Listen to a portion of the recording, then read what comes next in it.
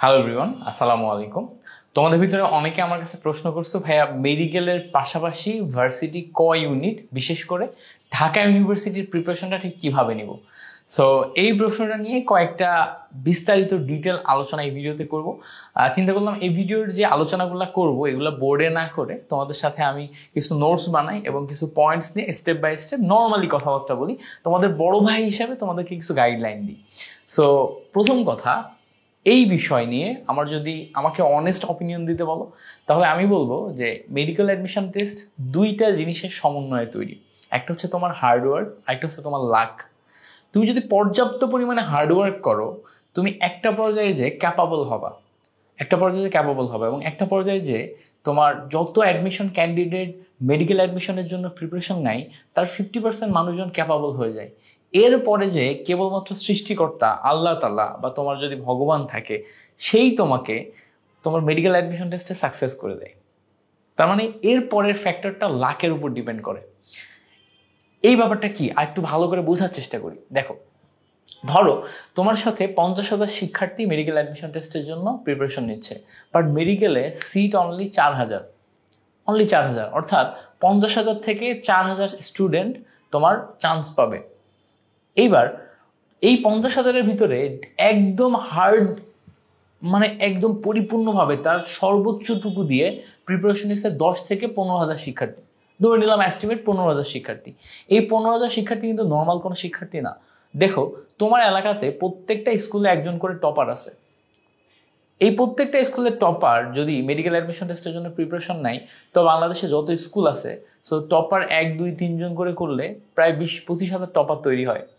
তার ভিতর থেকে 10 থেকে 15,000 শিক্ষার্থী যারা আছে, যারা টপার, তারা মেডিকেল অ্যাডমিশন টেস্টের জন্য প্রিপারেশন নিচ্ছে। কিন্তু চান্স পাবে কত? অনলি 4,000। এবার এই যে 15,000, 50,000-এর ভিতর থেকে প্রিপারেশন নিয়ে একদম যোগ্য তৈরি হয়ে গেল, তারা মোটামুটি ম্যাক্সিমাম মানুষজন সমান পরিশ্রম করছে। তাহলে কিসের উপর ডিপেন্ড করে ওরা ফাইনালি পরীক্ষায় যে ভালো পারফর্ম করবে? সেটা হচ্ছে লাক। লাক কেন? মেডিকেল অ্যাডমিশন টেস্টের কোশ্চেন যে প্যাটার্নটা, এটা যদি তুমি ভালো করে খেয়াল করো, এটা হচ্ছে এমসিকিউ দাগাতে হয়। 4টা সাবজেক্ট তুমি এমসিকিউ দাগাবা: ফিজিক্স, কেমিস্ট্রি, বায়োলজি, সাধারণ জ্ঞান, ইংলিশ, এগুলো তুমি দাগাবা। সো এই যে এগুলা দাগাচ্ছ, দাগানোর সময় যদি একটা কোশ্চেনও এদিক থেকে সেদিক করো, একটা কোশ্চেনও ভুল পড়ো, ওই সময় 5টা মিনিটের জন্য তোমার মাথা যদি কাজ না করে, অতিরিক্ত স্ট্রেসড হয়ে যে ওই সময় যদি তুমি একটুর জন্য হলেও উত্তরগুলো মনে না করতে পারো, অর্থাৎ তোমার রিকল মেমোরি ঠিক না থাকে ওই সময়ের জন্য, তাহলে ওই যে 5টা মিনিট, ওই যে একটা দিন খারাপ যাওয়ার কারণে তুমি তোমার স্বপ্নের খুব কাছে যে ফিরে আসবা। সেটা অনেকাংশে লাকের উপর ডিপেন্ড করে। সো ওই দিন যাদের লাক ভালো থাকে তারা অনেক ভালো পারফর্ম করে, ওই দিন যাদের লাক ফেভার করে না তারা খুব কাছে যে ফিরে আসে।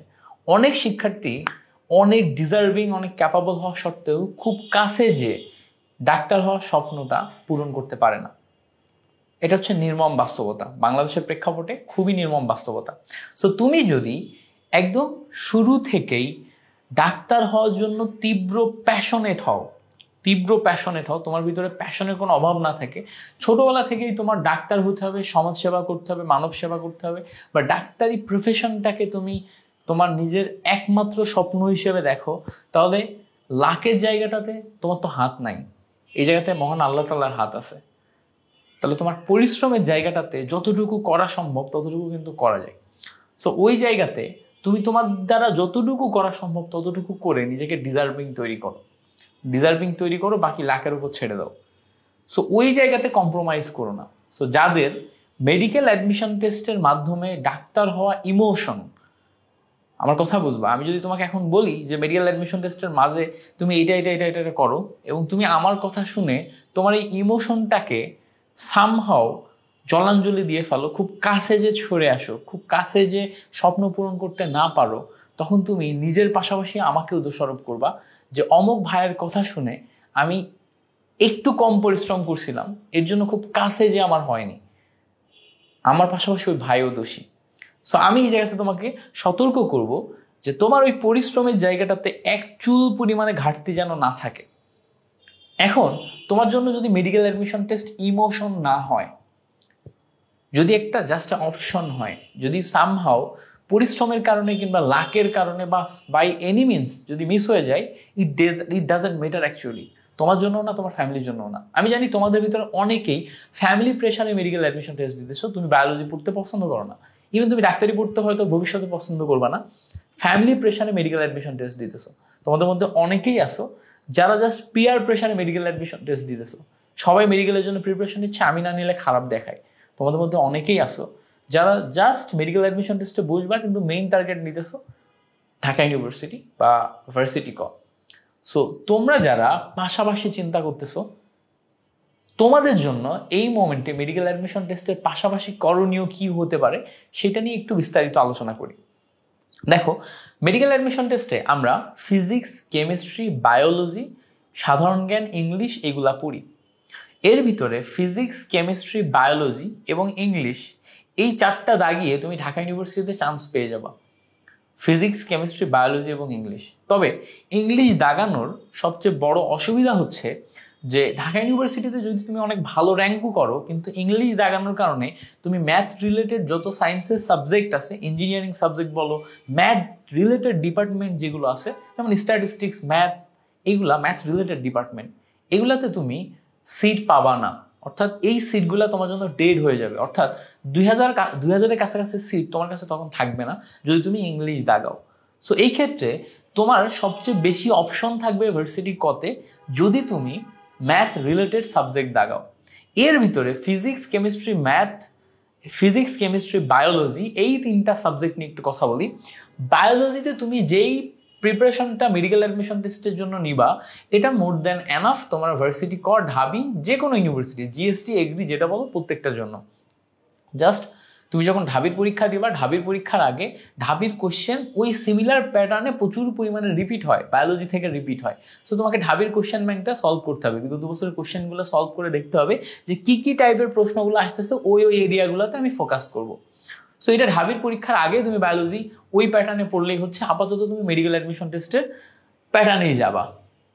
এবার আসো ফিজিক্সে তোমার মেডিকেল অ্যাডমিশনের বেসিক প্যাটার্ন যদি বলি, মেডিকেল অ্যাডমিশন টেস্টের জন্য ইসাক স্যার, আমির হোসেন স্যারের বইয়ের লাইন বাই লাইন দাগিয়ে দেওয়া হয়। ঠিক যেভাবে দাগিয়ে দেওয়া হয়, এই দাগানোটা ঢাকা ইউনিভার্সিটি বলো, জিএসটি বলো বা ভার্সিটি কয়ের যে কয়টা ইউনিভার্সিটি আছে প্রত্যেকটার জন্য গুরুত্বপূর্ণ। ওই লাইন বাই লাইন দাগানোটাই তোমার হচ্ছে প্রায় 30-40% প্রিপারেশন কভার করে।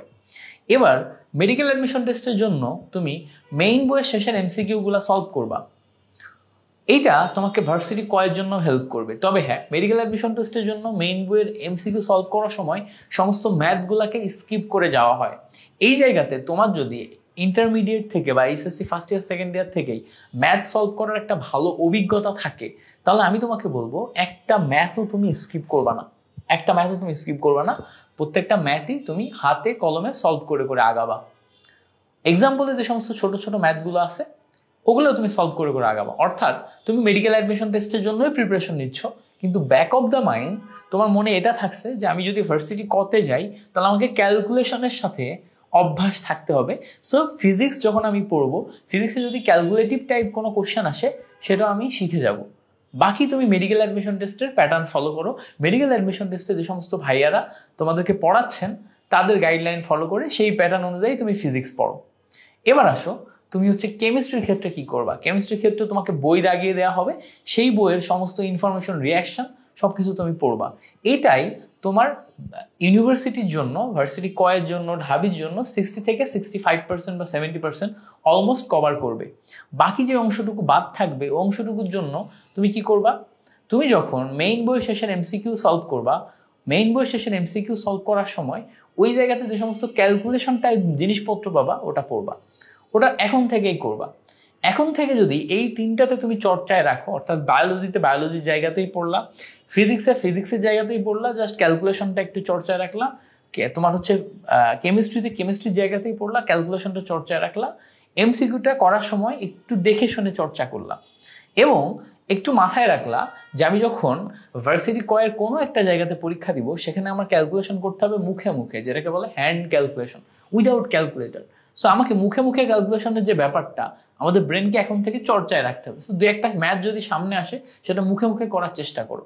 বাচ্চাকালে আমরা যেমন হাতে ক্যালকুলেশন করছি সেভাবে আমার এই চ্যানেলেই তুমি হাতে ক্যালকুলেশন 2টা ভিডিও পাবা, ওই 2টা ভিডিও দেখলে তুমি বুঝতে পারবা যে কোনো ম্যাথ হাতে ক্যালকুলেশন কিভাবে করে। ঠিক আছে, ওই 2টা ভিডিও তোমার লিঙ্ক আমি এই ভিডিও ডেসক্রিপশনেও দিয়ে দিব। এবার আসো, তার পরবর্তীতে তুমি কি করবা? যখন তোমার মেডিকেল অ্যাডমিশন টেস্ট শেষ হয়ে যাবে, মেডিকেল অ্যাডমিশন টেস্ট শেষ হওয়ার মোটামুটি 20 থেকে 25 দিন বা 1 মাস পরে ঢাকা ইউনিভার্সিটি এবং ভার্সিটি কয়ের অন্যান্য জায়গাগুলোর পরীক্ষা হবে। সো মাঝখানে তুমি প্রায় লম্বা একটা সময় পাচ্ছ। এই যে লম্বা সময়টা পাচ্ছ, মেডিকেল অ্যাডমিশন টেস্ট শেষ হয়ে যাওয়ার পরে পাচ্ছ, ততদিনে মেডিকেলের রেজাল্ট দিয়ে দেবে। চান্স যদি তোমার হয়ে যায়, আলহামদুলিল্লাহ, তোমার ডাক্তার হওয়ার স্বপ্ন পূরণ হয়ে গেছে। বাট চান্স যদি না হয়, ওই 1 মাসে তুমি এখন থেকে যা যা কিছু টাচে ছিলা, ওই সময়টায় যে তোমাকে ভার্সিটি কয়ের কোশ্চেন ব্যাংক সলিউশন করতে হবে, আর ঢাকা ইউনিভার্সিটি কয় ইউনিটের কোশ্চেন ব্যাংক সলিউশন করতে হবে। ঢাকা ইউনিভার্সিটির পরীক্ষার ঠিক 1 সপ্তাহ আগে যে ঢাকা ইউনিভার্সিটির কোশ্চেন ব্যাংকটা সলিউশন করবা, আর বাকি ওই 20-25 দিন 1 মাস টোটাল টাইমটা ভার্সিটি কয়ের কোশ্চেন ব্যাংক সলিউশন করবা। ভার্সিটি কয়ের টাইপ ভিত্তিক কোশ্চেন ব্যাংক তুমি যদি সলিউশন করো, দেখবো ওখানে তুমি মেডিকেল অ্যাডমিশন টেস্টের জন্য যা কিছু পড়ছো প্রায় 50% ইনফরমেটিভ, এবং এই যেই প্যাটার্নটা আমি পড়ার জন্য বললাম, এই প্যাটার্নে যেভাবে পড়ছো 50% প্লাস কোশ্চেন তুমি কভার করে ফেলছো অলরেডি। তুমি জানো, তোমার লো ফিল করার কিছু নাই। বাকি তুমি পড়তে পড়তে যেটুকু অর্জন করবা ওই 1 মাসে, ওইটা তোমাকে 70 ক্রস করে দিবে। এরপরে তোমাকে অ্যাডজাস্ট করা লাগবে যে কোন ইউনিভার্সিটির পরীক্ষার হলের টাইম ম্যানেজমেন্ট কীরকম, কোশ্চেন প্যাটার্ন কীরকম, কীভাবে আমি ওই মোমেন্টের যে অ্যাডজাস্ট করবো।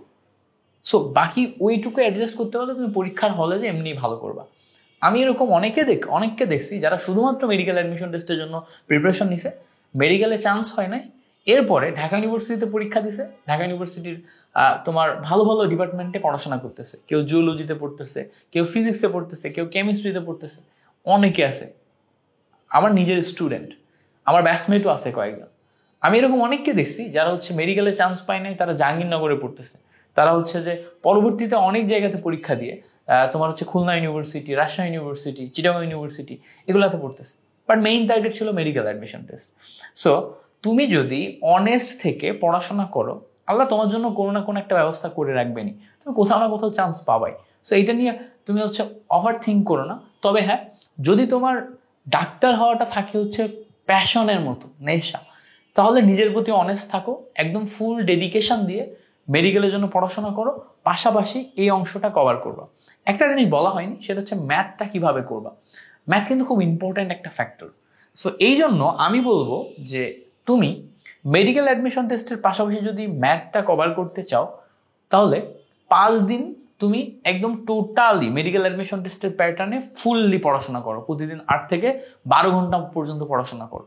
কিন্তু সপ্তাহে 2 দিন রাখো, যেই 2 দিন 4-4-8 ঘন্টা, 2 দিনে, একদিনে 4 আরেকদিনে 4, 4-4-8 ঘন্টা তুমি ম্যাথ পড়বা।